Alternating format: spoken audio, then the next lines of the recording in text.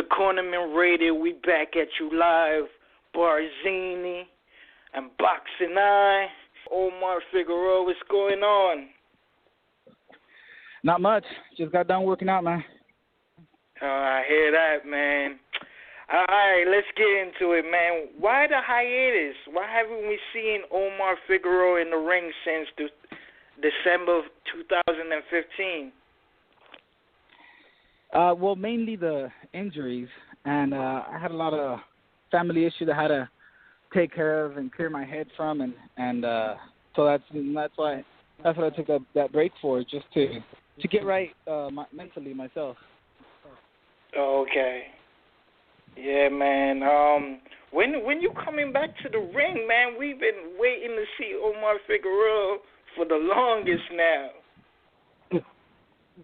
Well, we're hoping for June. You know, like I said, I was out and I was completely off. I wasn't going to the gym. I wasn't doing anything. I was, trying to heal my body up. So I want to give myself enough time to get back and get ready and be 100% for my next fight. Well, what's the fight weight you gonna aim to fight at? I'll probably be at the mid 40s my first fight back, and that way I can maintain and get back down to 140 without any hitch, any problems. Oh, okay. Are you looking for a stay busy fight, or are you going straight to a contender or a title fight next, or you just want to stay busy first for your first coming back fight? It will more than likely be probably a stay busy fight, just to to gauge where I'm at, to see what I need work on, and to basically see how I feel after the long layoff. But I want to get back. Obviously, I want to get back in the mix as soon as possible, and depending on how I look on my first fight, we'll go based off of that. Oh, okay. Well, last week, Adrian Granados said a lot of harsh words about you last week at the press conference from the Broner fight. Did you get to hear what he said about you? Yeah, I was actually tagged on like 50 of the videos that where he was being interviewed. So I did. I saw it. Okay. What you was gonna say? I'm sorry? No, you was gonna say something. Oh no! After you got tagged. That I did get to see it. I did get to see it. Okay. Well, what's your take on? Because I noticed when I asked you on the show earlier last year in March, I asked you about him and you didn't know who he was at the time, and then I saw y'all had a little back and forth on Twitter, and now he called you out again live on the press conference. Is Adrian Granados about you willing to take this year? I don't see why not, especially after the way he looked against Broner. That's a great fight for me. Stylistically speaking, that's a perfect fight for me. You think he's a good fight? What you think on the fight on the Adrien Broner and the Granados fight? Did you? I didn't get to see it. Oh, you didn't get to see it. Oh, okay. No, sir. Okay. You think he's a good fighter though?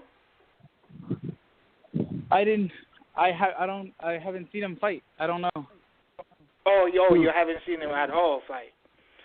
Oh, okay, no. Okay. Boxingeye, did you have some questions for Omar?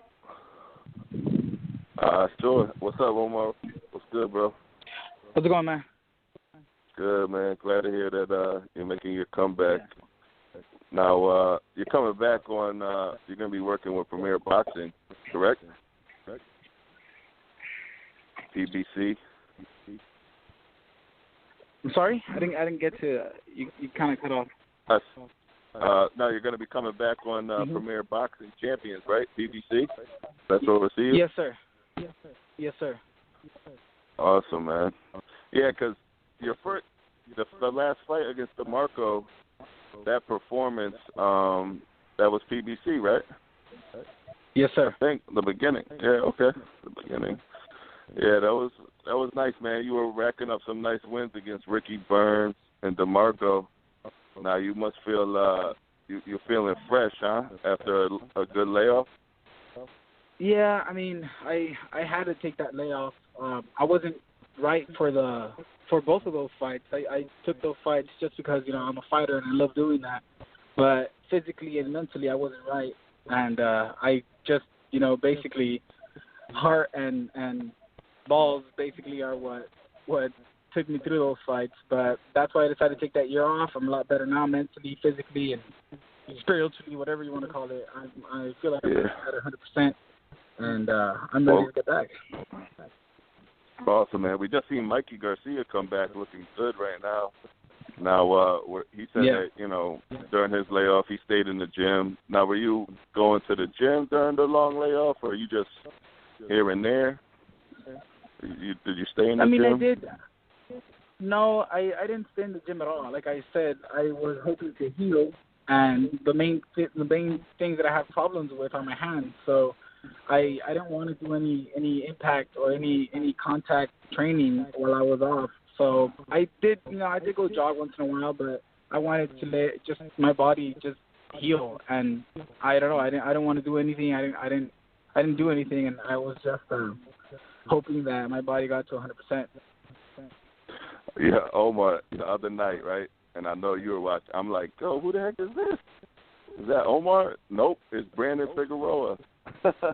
Your brother. My first time catching him on. That was nice to see because very similar, being brothers, man. Now, how much younger is he than you? He's 7 years younger. He's 20 years old right now. So you've been beating him up for a long time, huh? Oh yeah.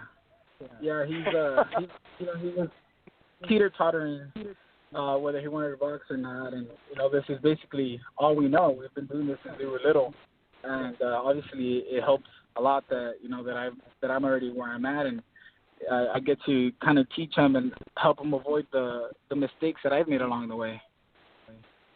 Absolutely. So, bro, I want to ask, it's not gonna, it's 140. You said you're gonna, fight at 144, but honestly, how long do you think you can make the 140 weight? Do you plan on reigning there a couple of years, or does it kill you to make that weight? Is it hard on a scale of 1 to 10? How hard is it to make that 140 for real? Well, it honestly isn't.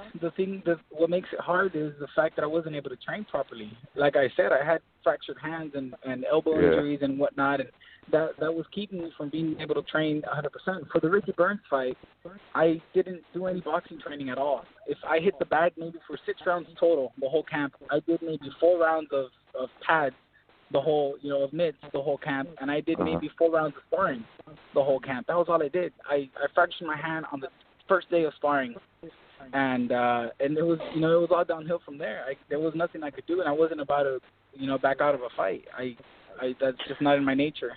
Yeah, it's crazy. Ricky Burns is a real tough fighter, man. He's a world champion at 140 right now. That's crazy, right? Yeah. Well, and he might be he might be. I mean, the people that were there. Yeah. Yeah, I mean, I wouldn't mind fighting him again. And beating him again, especially if I get to do proper training. I mean, I almost finished him off, and that's because I swear I didn't, I had my hand in the cast. I didn't let anyone know. I didn't want anybody to find out. And I pulled ahead in that fight. And my heart and, I don't know, my I guess intelligence, ring IQ just helped me win that fight. But I know he's no pushover. I still managed to win with no proper training at all. That guy's battle tested. But I'll say one last thing, man. I'm looking forward to seeing you. I think, like you said, you versus Granados.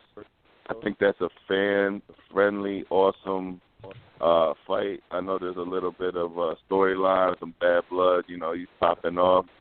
But then I think maybe possibly, I know Broner's, nobody knows if he's in the weight class or not, but that's going to be a good money fight, you two, down the road. And I'm just looking forward to seeing you back at 140 because it's a hot division right now. And yes, sir. I can see you getting the belt. Well, Broner is at 147 now, so. No, you always say I wouldn't that, bro. I wouldn't mind. We never know. We never know. you always say he's at 147, but we never know. Sometimes he wants to drop back down. Nah, he said he can't make the weight no more. It. Yeah, but tomorrow he can. We'll see.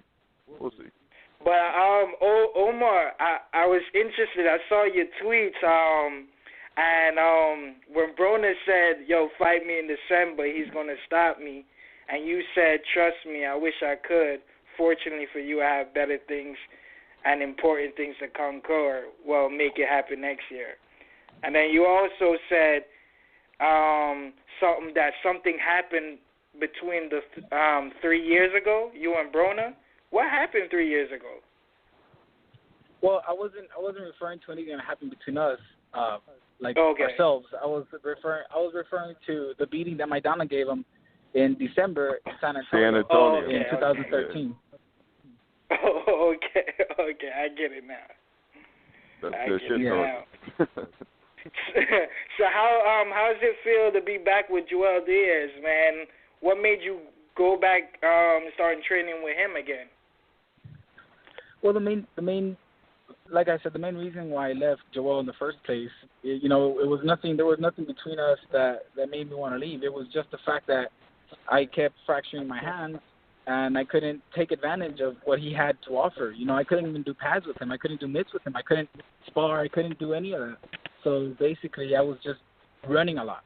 I was like, man, Joel, you know what? Like, I think it'd be best if I go back home. I mean, I could run anywhere, and at least I get to be close to my kids and with my family.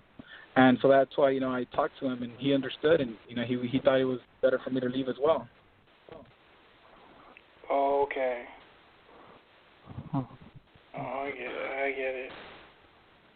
So, man, you're back, and we can't wait to see you, man. You got to keep us updated. Are you active on Twitter?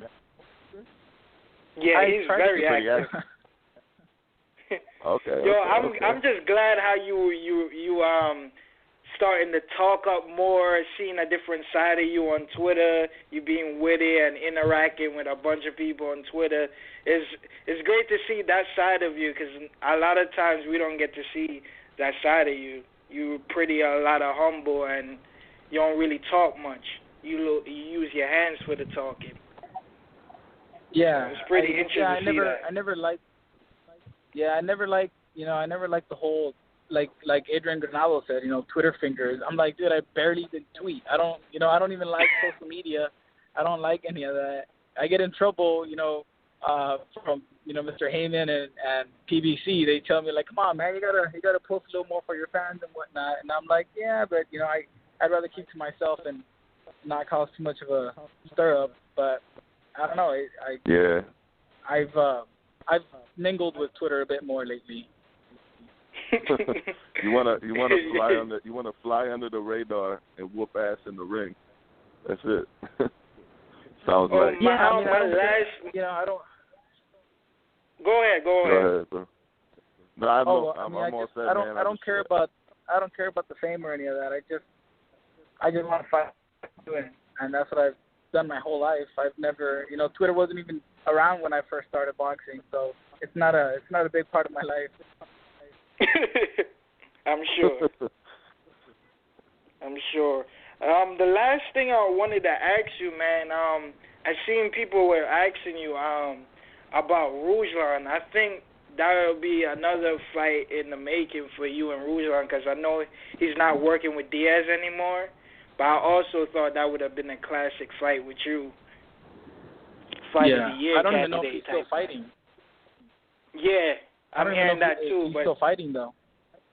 Yeah, that's what I'm hearing also.